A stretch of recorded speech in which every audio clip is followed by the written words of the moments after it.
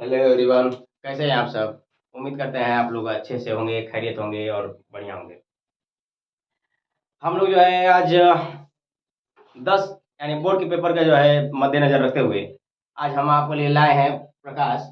ये हम लोग का फिजिक्स का जो है पहला चैप्टर है और इसके बाद से हम जो है डेली बाई डेली ये जो है फिजिक्स का चैप्टर हम लोग डालते रहेंगे, टॉपिक डालते रहेंगे। आज हम लोग का जो टॉपिक रहेगा वो है समतलों पर प्रकाश का परावर्तन है। आज प्रकाश के बारे में हम लोग जो है पूरा डिटेल में देखने वाले हैं।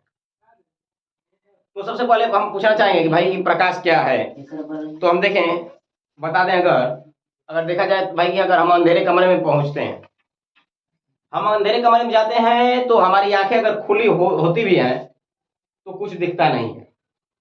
यानी कि आंखें होने के बाद आंखें होना ही जरूरी नहीं है, आंखें होना जरूरी नहीं है। आंखों के अतिरिक्त जो है कुछ ऐसी चीज है, आंखों के अतिरिक्त कुछ ऐसी ऊर्जा है, चाहे कोई ऐसी विकिरण है जो हमें वस्तुओं को दिखाने में हमारी सहायता कर रही है। यानी कि आंखों के अतिरिक्त कुछ ऐसी ऊर्जा है यानी विकिरण है जो हमें वस्तुओं को दिखाने में सहायता कर रही है, यानी कि हम उसको कह देंगे प्रकाश। उसको हम कह देंगे प्रकाश। यानी कि प्रकाश क्या है? प्रकाश एक प्रकार की ऊर्जा है या विकिरण है।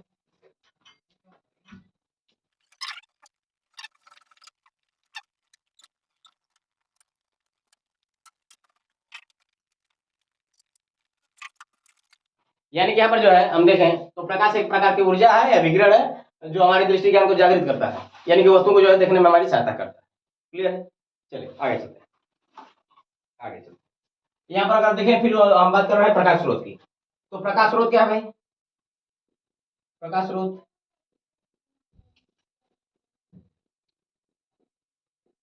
अगर हम प्रकाश स्रोत देखें, प्रकाश स्रोत का अर्थ ये होता है कि जहां जहां से हमें प्रकाश मिलता है। जैसे मान लें कि हम बल्ब से प्रकाश हमें प्राप्त हो जाता है, सूर्य से प्राप्त होता है। ब्रह्मांड में तो सूर्य जो है प्रकाश का जो है सबसे बड़ा स्रोत है। दीपक हो गया, जुगनू हो गया, ये तमाम जो चीजें हैं वो जो है, चंद्रमा भी हो गया, ये जो है प्रकाश स्रोत है। सबके सब प्रकाश स्रोत है। तो प्रकाश स्रोत के आधार पर अगर हम देखें तो जितनी भी दुनिया में तमाम जितनी भी वस्तुएं हैं सबको दो भागों में बांटा जाता है। कौन कौन सी है भाई? इसको जो है दो भागों में बांट दिया जाता है। अगर हम देखें ये वाला, तो पहली जो वस्तु है उसको हम कहते हैं प्रदीप्त या दीप्त। प्रदीप्त कर दें या तो दीप कर दें। और दूसरी दूसरी प्रकार की जो वस्तुएं होती हैं उसको हम बोलते हैं अदीप्त। अदीप्त यानी भाई प्रदीप्त और अदीप्त में जो है, प्रदीप्त और अदीप्त में अंतर क्या है? प्रदीप्त बोले अदीप्त बोले, प्रदीप्त का मतलब ये होता है जिनमें खुद का प्रकाश हो, जिनमें खुद का प्रकाश हो और जो है उष्मा हो। खुद का प्रकाश हो और उष्मा, उष्मा होनी ही चाहिए। अगर उष्मा हो रही है तभी उसको हम प्रदीप्त या दीप्त बोलेंगे, अन्यथा नहीं। जैसे देखिए हमारे सामने ये मरकरी लगी है, इसमें प्रकाश तो है ही, उष्मा भी हो रही है, तो आप देख ही सकते हैं। तो यहाँ पर हम देखें तो यहाँ पर प्रदीप्त क्या हो जाएगा? प्रदीप्त वस्तु क्या हो जाएंगी?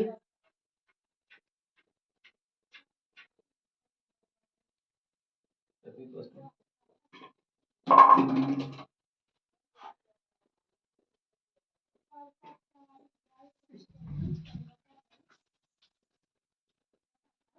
जिनमें स्वयं का प्रकाश, स्वयं का प्रकाश व उष्मा हो।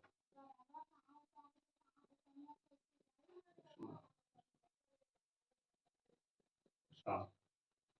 और वही अधिक क्या हो जाएगी? सेम इसी का उल्टा, सेम इसी का उल्टा। यानी कि उसमें क्या हो जाएगा? जिनमें स्वयं का प्रकाश न हो, जिनमें स्वयं का प्रकाश न हो और क्या हो, उसमें उष्मा भी न हो, उष्मा भी न हो। अगर उसमें प्रकाश है तो उष्मा नहीं रहेगी, नहीं तो प्रकाश नहीं है तो अन्यथा वैसे ही हो गया, प्रकाश न हो। तो यहाँ पर अधिक वस्तु क्या हो जाएगी? अधिक वस्तु क्या हो जाएंगी?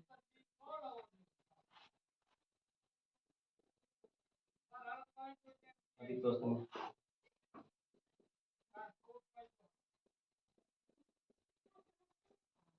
जिनमें स्वयं का प्रकाश न हो, प्रकाश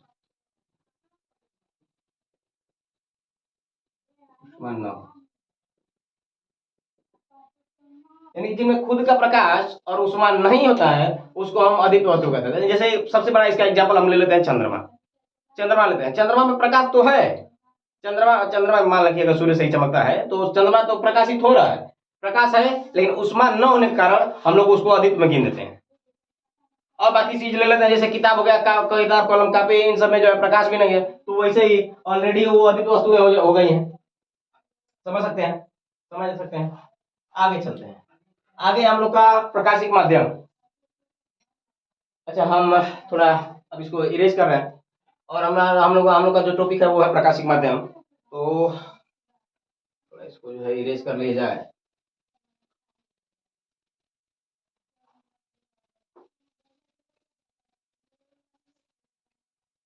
प्रकाशिक माध्यम,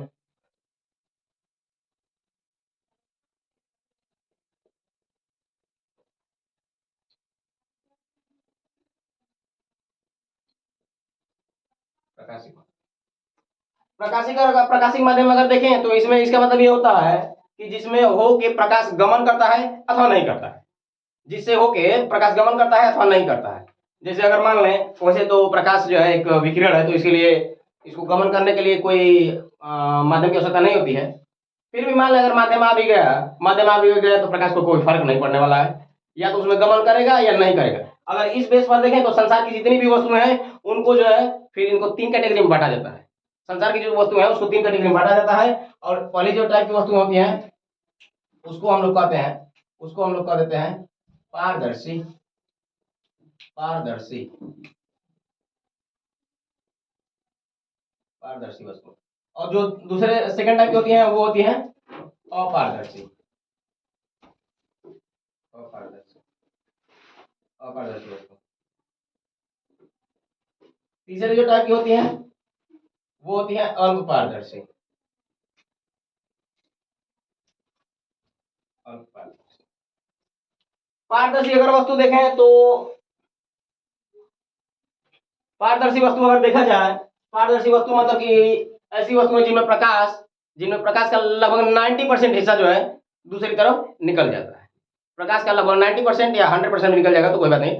प्रकाश का 90% जो हिस्सा, 90 या 100% जो हिस्सा जो है वो क्या हो जाए, दूसरी तरफ निकल जाए। 90% 90% या 100% निकल जाए, 100% निकल जाए। इसको हम पारदर्शी माध्यम कहते हैं। और अपारदर्शी वस्तुएं क्या होती हैं? अच्छा हाँ, इसमें एग्जाम्पल अगर देखा जाए, एग्जाम्पल अगर देख लें इसमें जो तो ये हो जाएगा वायु। वायु हो गया, वायु हो गया, जल हो गया, जल हो गया, कांच हो गया।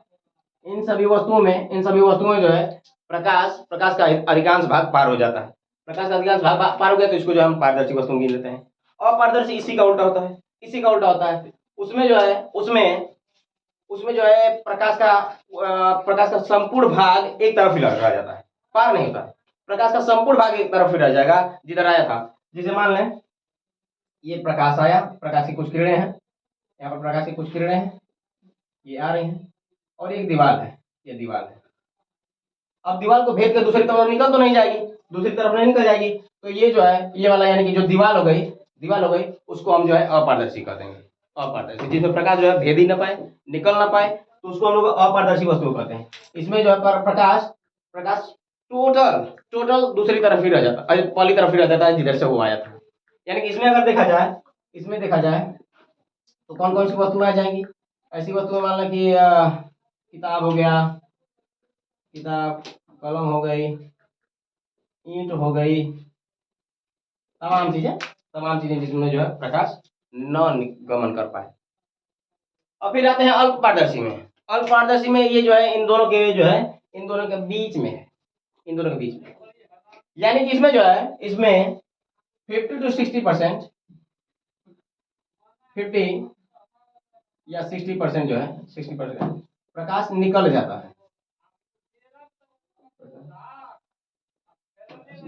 है, पार चला जाता है।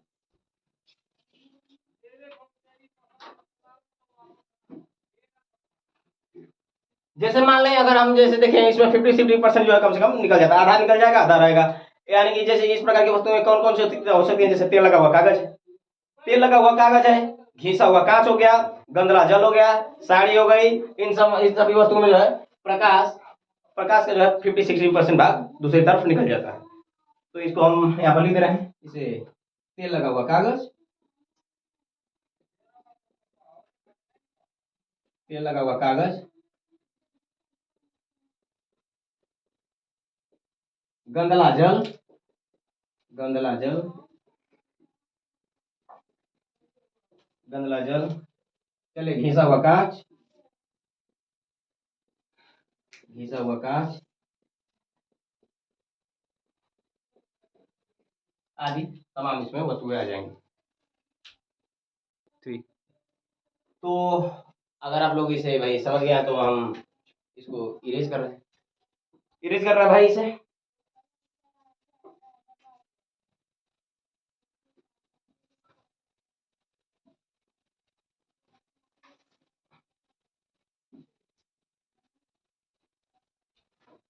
अब है इस चैप्टर का भाई जो मेन टॉपिक है हम लोग का, इस चैप्टर का पूरे चैप्टर का जो मेन टॉपिक है वो है परावर्तन। परावर्तन क्या होता है हम लोग आप लोगों को बता दें। जैसे अगर हम गेंद ले लें, गेंद ले लें, उसको जमीन पर पटक दें, जमीन पर पटक दें और फिर वहीं पर आ जाए, तो इसको हम कहेंगे परावर्तन। यानी कि कोई भी चीज हो, कोई भी चीज हो कहीं से टकराए और वापस आ जाए, तो उसको कहा जाता है परावर्तन। तो इसमें कोई प्रकाश जो है, प्रकाश किसी सतह से टकरा के वापस उसी माध्यम में चली जाती है, तो उसको जो है प्रकाश का परावर्तन कहते हैं। यहाँ पर हम लिख दे रहे हैं प्रकाश का परावर्तन।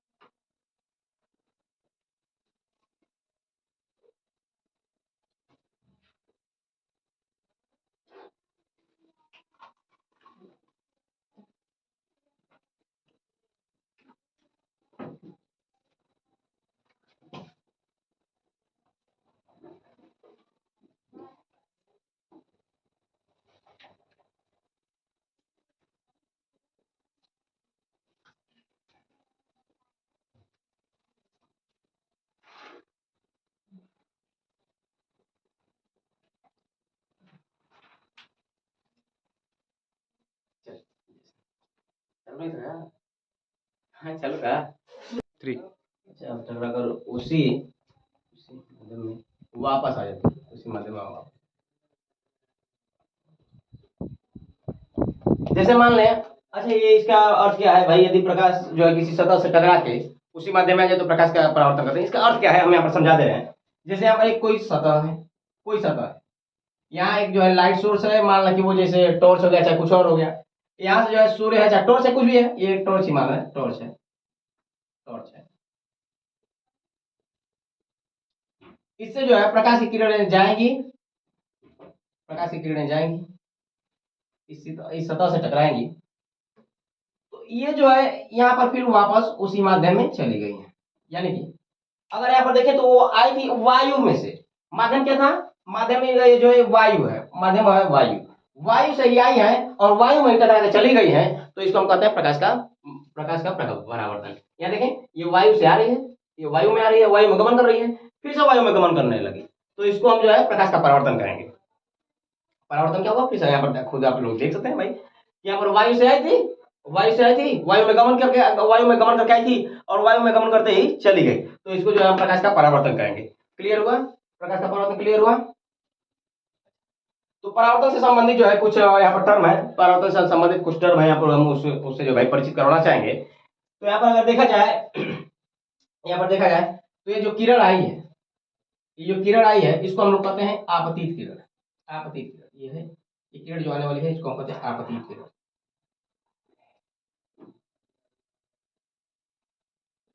इसको जो किरण जो लौट गई है उसको कहते हैं परावर्तित किरण, परावर्तित किरण।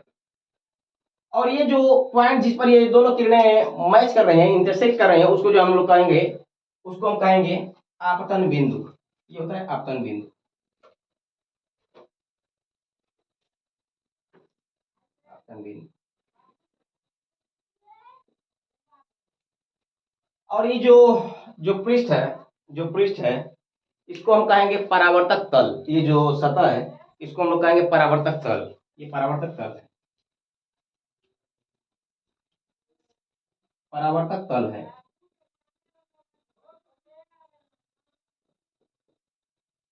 यानी परावर्तक तल क्या होती है, जहां से प्रकाश की किरण जो है टकरा के वापस जाती है, उसी को हम परावर्तक तल कहते हैं। और आपकी किरण क्या होती है, जो किरण आई है, और परावर्तित किरण क्या है, जो लौट गई है। और इनके बीच में एक भाई यहाँ पर जो है हम लोग अभिलंब खींच देते हैं, विलंब खींच। और ये जो लाइन हम लोग खींचे हैं, ये जो लाइन खींचे हैं, जो आपतित किरण और परावर्तित किरण को अलग कर रही है, जो आपतित किरण और परावर्तित किरण को अलग कर रही है, उसको हम लोग कहते हैं अभिलंब। ये है अभिलंब, अभिलंब, इसको हम कहेंगे अभिलंब।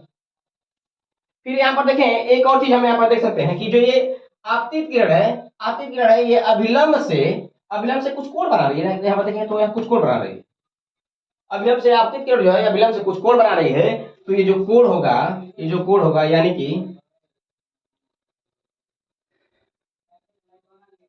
आपतित किरण द्वारा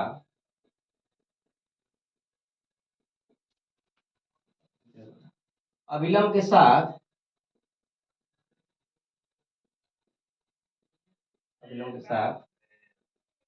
बनाया गया कोण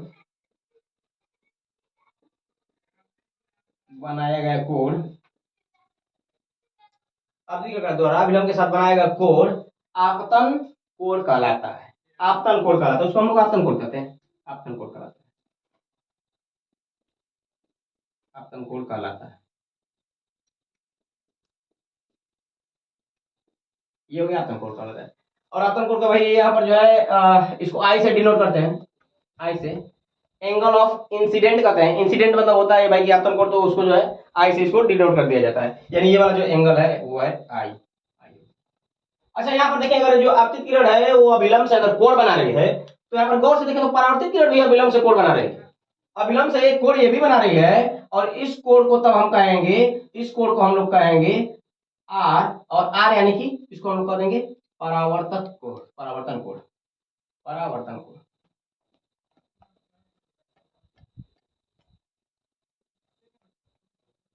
ये हो गया आपतन कोण।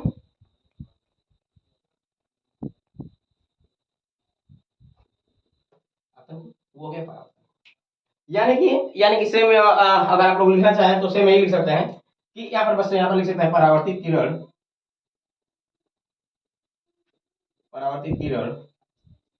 द्वारा विलंब के साथ बनाया गया कोण, यहाँ पर होता है परावर्तन कोण, यानी कि इसको हम आर से डिनोट करते हैं, कहलाता है।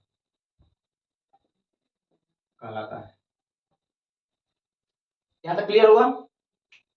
चलिए, अगर आप इसका स्क्रीनशॉट लेना चाहें तो ले लें, थोड़ा सा जाए। चलिए, अब आगे चलते हैं। ये समझ गए होंगे आप, इसको हम इरेज कर दे रहे हैं।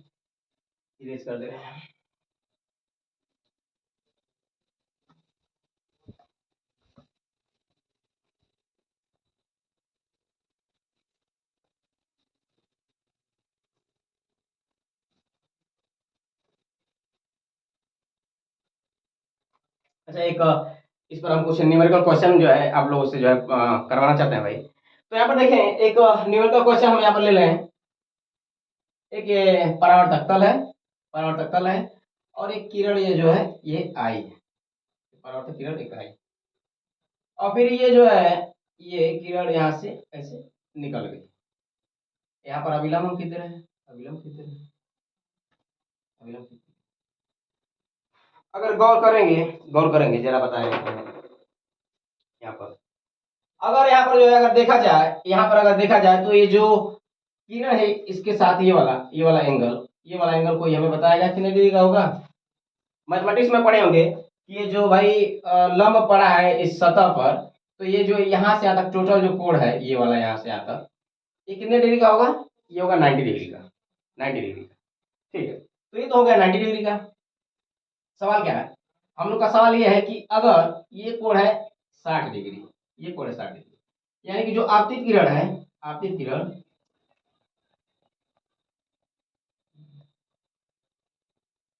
यदि आपतित किरण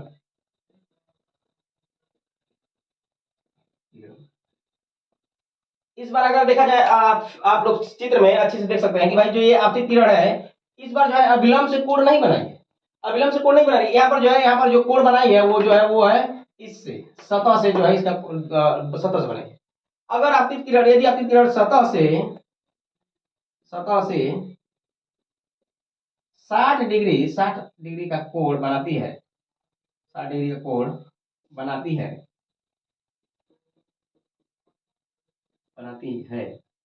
तो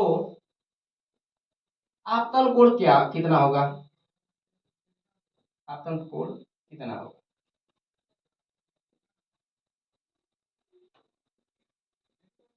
आपतन कोण कितना होगा?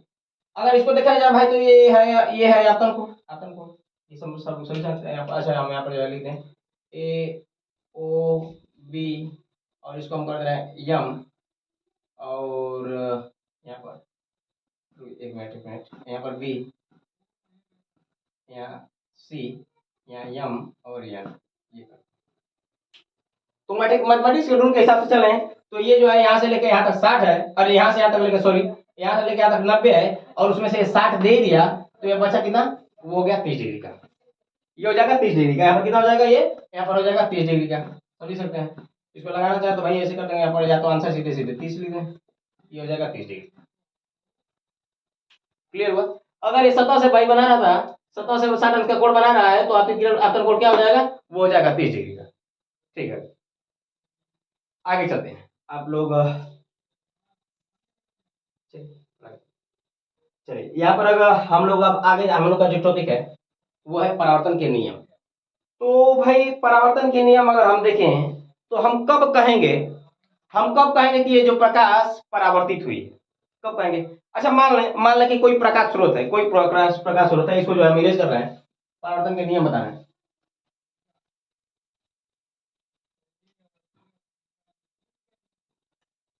परावर्तन के नियम,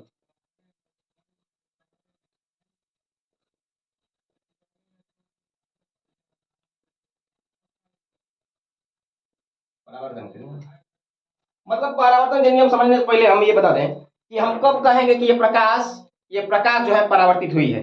तो इसके इसके जो है ना दो तरीके हैं पहचानने के।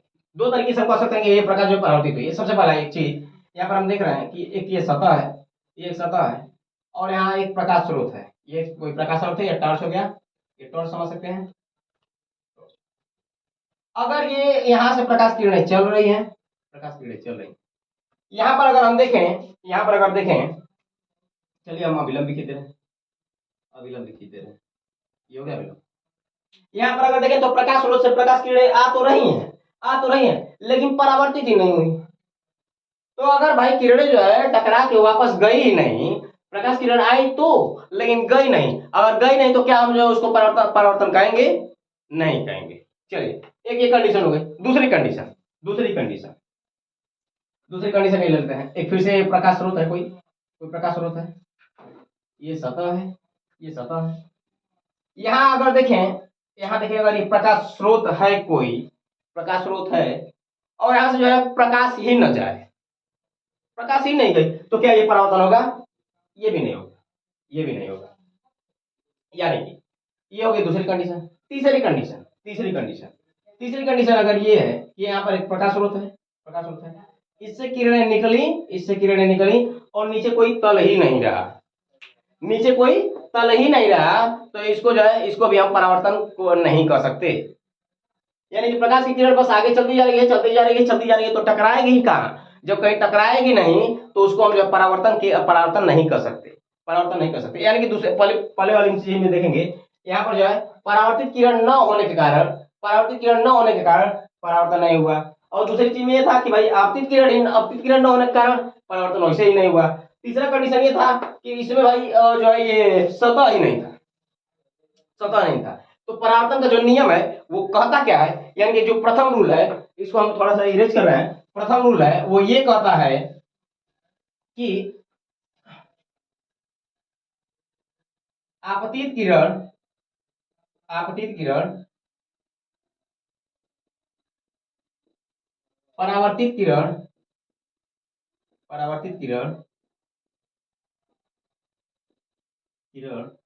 तथा अभिलंब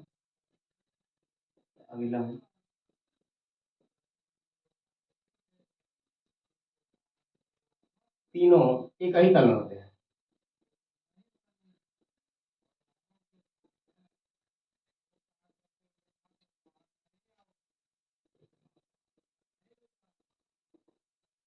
इसका अर्थ जो है हम अभी समझा दिए हैं, यानी कि आपतित किरण, परावर्तित किरण तथा विलंब तीनों एक ही तल में होते हैं। इसमें से एक भी अगर गायब हो गया, आपतित किरण ही नहीं रही, तो परावर्तन होने का संभव चांस ही नहीं है। अगर आपतित किरण हो और परावर्तन किरण ही गायब हो जाए, परावर्तित किरण ही गायब हो जाए, जो इस कंडीशन में देखे थे, तो वो भी परावर्तन नहीं होता है। अच्छा, अगर आपतित किरण ही हो और उससे प्रकाश किरणें चले और चलती जाए, सतह ही नहीं हो, तो भी जो परावर्तन नहीं होता है, तो भी परावर्तन नहीं होता। ये हो गया पहला रूल, ये हो गया पहला रूल। पहला रूल हमसे यही कहना चाहता है कि ये तीनों का होना जरूरी है, तीनों का एक ही साथ होना जरूरी है। किरण, प्रतिकिरण तथा अभिलंब तीनों जो है कई तल में होने जरूरी है। चौथे और एक दूसरा इसका दूसरा रूल देखा जाए, वो है आपतन कोण, आपतन कोण व परावर्तन कोण, आपतन कोण व परावर्तन कोण सदैव बराबर होते हैं, सदैव बराबर होते हैं,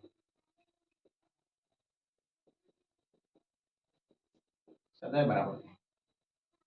यानी कि इसमें देखा जाए तो ये जो, यानी कि ये भी दूसरा कंडीशन ये कहना चाहता है, दूसरा कंडीशन ये कहना चाहता है कि जब तक आपतन कोण और परावर्तन कोण बराबर नहीं होंगे, तब तक हम उसको जो है प्रकाश का परावर्तन नहीं कर सकते, उसको प्रकाश का परावर्तन नहीं कर सकते। यानी कि यहाँ पर देखें, ये होना ही चाहिए बराबर, ये बराबर होना ही चाहिए। ये किरण अगर जो है अविलंब से 30 डिग्री का कोण बनाती है, तो ये जो है परावर्तित किरण भी, अगर आपतित किरण अविलंब से 30 डिग्री का कोण बनाती है, तो परावर्तित किरण भी 30 डिग्री का ही बनाएगी, 30 डिग्री का ही बनाएगी। अगर ऐसा नहीं है, अगर ऐसा नहीं है तो वो परावर्तन नहीं होगा। यानी कि आपतन कोण और परावर्तन कोण बराबर होते हैं। यहाँ तक क्लियर हो गया होगा, आप लोग क्लियर हो गया होगा। चलिए एक न्यूमेरिकल करते हैं और उसके बाद से हम अपना ये जो सेशन है आज हम लोग यहीं पर समाप्त करेंगे। फिर अगले पार्ट में जो ये हम लोग के टॉपिक बचे हैं वो अगले पार्ट में हम लोग क्लियर करेंगे। आखिरी आखिरी जो है तो हम लोग देख लेना भाई, एक न्यूमेरिकल क्वेश्चन, इसको हम इरेज कर रहे हैं, इसको इरेज कर रहे हैं।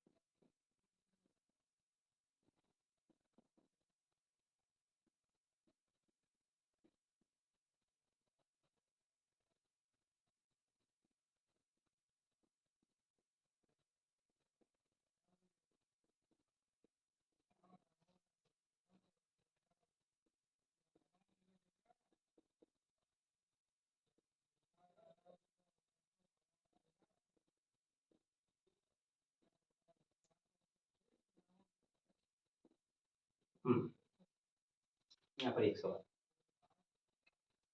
यहाँ पर देखिए, यदि आपतित किरण जो है सतह से 40 डिग्री का कोण बनाती है, सतह से, यानी कि ये आपतित किरण जो है सतह से 40 डिग्री का कोण बनाती है, तो आपतन कोण और परावर्तन कोण क्या होगा। यहाँ पर हम ये कंडीशन जो है यहाँ पर दिखा दे रहे हैं, ऐसे ऐसे। ये सतह हो गई, ये हो गई किरण, ये हो गई आपतित किरण। ये अगर आपतित किरण है तो ये परावर्तित किरण भी होगी, ये परावर्तित किरण है। ये हो गया इस पर अभिलंब, ये हो गया इस पर अभिलंब। ये जो आपतित किरण है ये सतह से बना रही है 40 डिग्री का कोण, ये हो गया 40, ये हो गया 40। अभी जस्ट पीछे ही हम लोग एक ऐसा ही सवाल करवाए थे, हम सवाल ऐसा करवाए थे कि ये जो है ये यहाँ से यहाँ तक जो है ये 90 डिग्री का है, उसमें से ये 40 डिग्री दे ही दिया, तो ये कितने का हो जाएगा, ये कितने का हो जाएगा, हो जाएगा 50। अगर आपतन कोण 50 आ गया तो परावर्तन भी 50 ही होगा, हम बताए थे। आपतन कोण अगर 50 है तो परावर्तन कोण भी 50 होगा। क्लियर है। एक लास्ट सवाल है, एक लास्ट सवाल ये ऐसा है, कुछ ऐसा कहता है उसमें कि यदि यदि अच्छा देखिए, हम इसको पूरा क्या लिखें, यदि आपतित किरण सतह से नहीं, यहाँ पर सतह की जगह पर जो है, सतह की जगह पर यदि आप आपतित किरण, चलिए लिखिए, यदि आपतित किरण अभिलंब से अभिलंब से 40 डिग्री का कोण बनाती है, कोण बनाती है।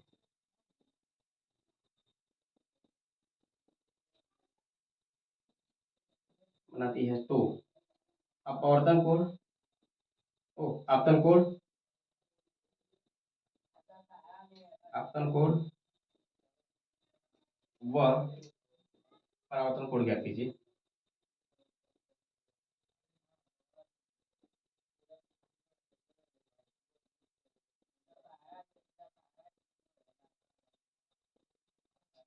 दो सवाल आपके सामने है। एक सवाल हम लोग पहले ही हल कर चुके हैं और ये आखिरी सवाल है। इस बार ये फिर से कहना चाहता है कि एक सतह है, ये किरण है, आपतित किरण है, ये आपतित किरण है, ये परावर्तित किरण है और ये अभिलंब है। हम्म,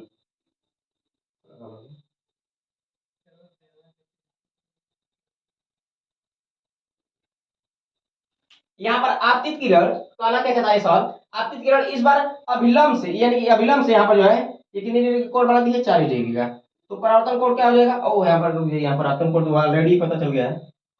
नहीं नहीं, अब आपतित किरण जो है, आपतित किरण अभिलंब से जो है 40 डिग्री का कोण बनाती है। तो देखिए आपतन कोण तो 40 हो गया, तो परावर्तन कोण भी जो है 40 से होगा, 40 हो जाएगा।